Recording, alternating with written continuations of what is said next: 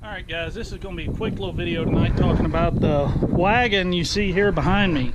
A couple of hours ago a neighbor came by and offered me all the free dirt I wanted.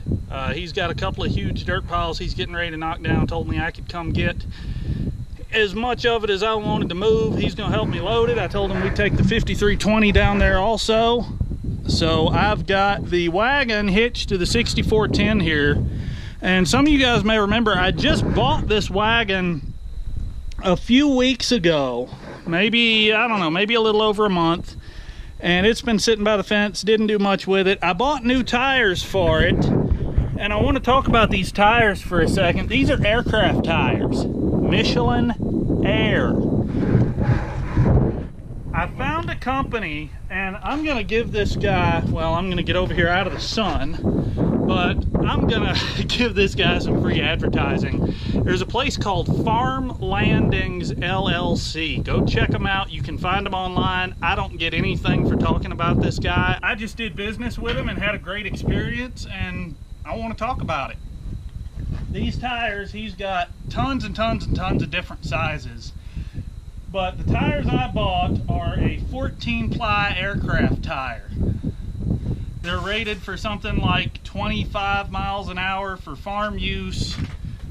I'll never wear them out. They'll never go flat. I've got a friend in Texas that's running these same tires on the front of her two-wheel drive tractor because of the mesquite thorns and everything. She's pretty much eliminated flat tires. So that's what I was hoping for with these. So I don't want to get into specific prices just because it depends on exactly which tire you're looking at. He sells new tires, he sells used tires. You can get them on rims, you can get them without rims.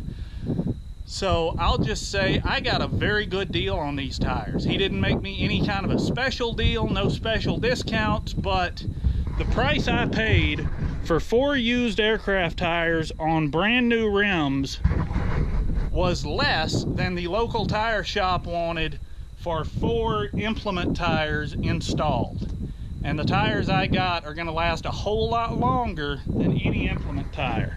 But the next thing I wanted to talk about is I pulled this wagon over here for the very first time and lifted it up, and as you can see, it leaks oil. The hydraulic hose split right there. You can kind of see that gouge in it. And I mean, this whole hose is so shot, it needed to be replaced anyway. I just didn't think I'd be doing it this soon. But the point I want to make is don't throw things away.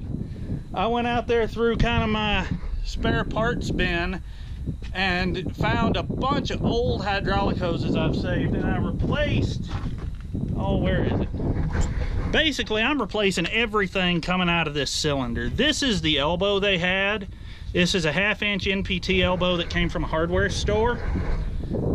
NPT plumbing components from the hardware store will thread into NPT fittings on hydraulic cylinders, but you should not use them for any reason. They cannot stand up to the pressure. Now, I know there are guys out there that are going to say, we've been doing this for 30 years, we've never had a problem. I don't disagree with that, but just because you've gotten away with it 100 times doesn't mean you're going to get away with it 101. So don't use plumbing parts. I actually had a 1/2-inch pipe to number 6 JIC elbow, and I had a bunch of JIC hoses floating around, and one I actually just dug out is this Parker number 6 that I think is going to be almost perfect. What I would like to see is this lay right along the tongue. Man, that could not have been better. That is absolutely perfect. Because I will weld some washers or something along here to zip tie this hose to protect it. One thing, if you're going to be welding on metal, even if it's oily and greasy, don't clean it with brake cleaner. When you burn brake cleaner, like from the heat of welding, it creates phosgene gas, and that stuff is pretty deadly. So don't do that. I'm just going to wipe it off as best I can and burn through it with a 60-10 rod. These are just cable tie points. They don't have to be anything critical.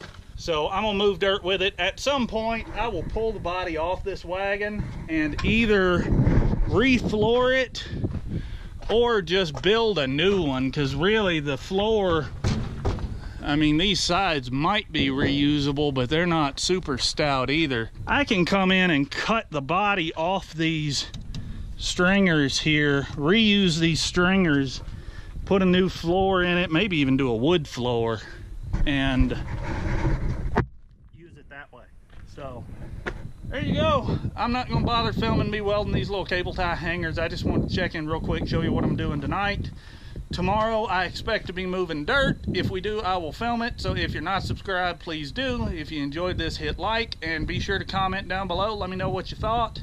I came in here tonight to get started, and I grabbed my old reliable, I mean, this thing's probably 15 years old, maybe older.